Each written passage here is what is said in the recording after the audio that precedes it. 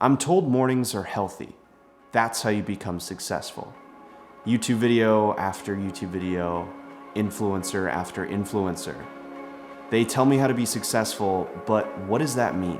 Do I make a lot of money? Do I live a long life?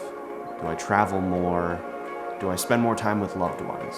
Some would say that being healthy is wealth. So let me ask you this. If you're healthy, are you happy?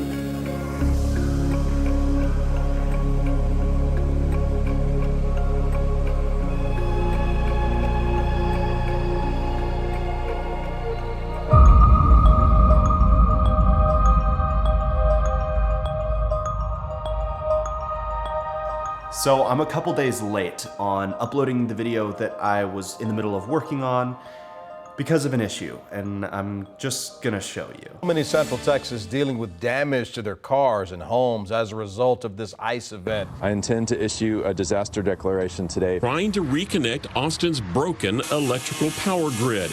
So I'm leaving for Costa Rica tomorrow, and I want to just put out that video later that I had planned, and for now just get out a video of something I kind of wanted to bounce off the video I just made about struggle, and that is how to get yourself out of that rut from personal experience. As you know, I'm not here to coach you, I don't know everything, and this is just about me figuring my life out. But this is a really good way, being young and having a business, feeling like you're in a rut, and how to get out of it. Let me explain. By the way, the support on the channel lately has just been actually phenomenal.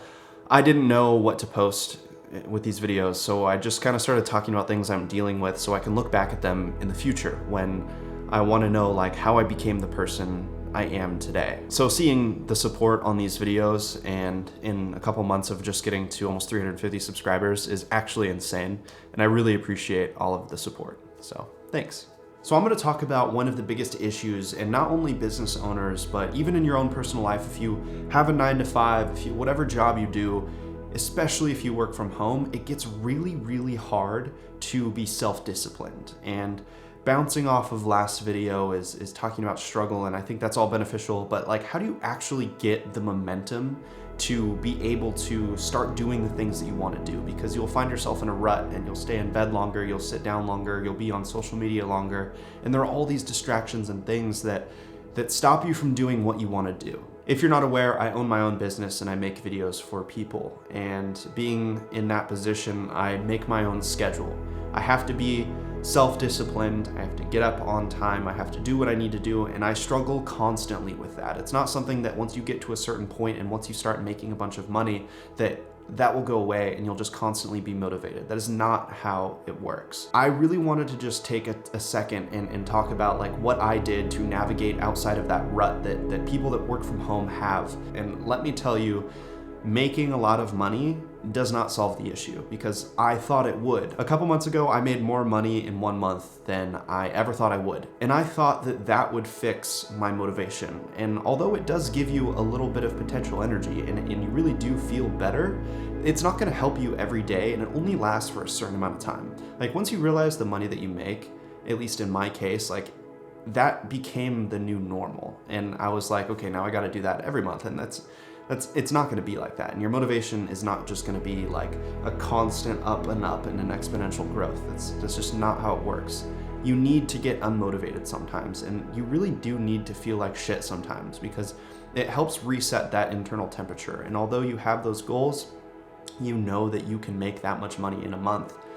You need to understand that where you're at is very special, and being able to have the opportunity to worry about self-discipline is dope, because a lot of people don't have the time and don't have the energy, don't have the money to even focus on those things. So you need to come at a perspective where you're thankful that you even have this opportunity to be able to fix this issue. So having this issue is a good thing. One of the times I had this problem was the beginning of last year, and it was before I really got good friends in the city that I live in, which is Austin.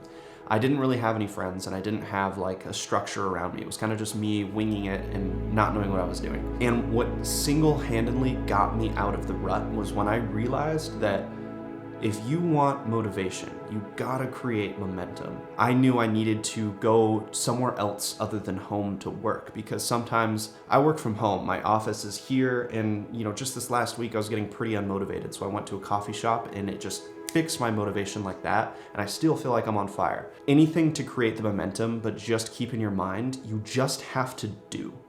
Just do it. And as simple as that sounds, and obviously it's a Nike slogan, and it might even sound cliche, but that's literally what got me out of that rut, and surrounding myself with people who I could go co-work with.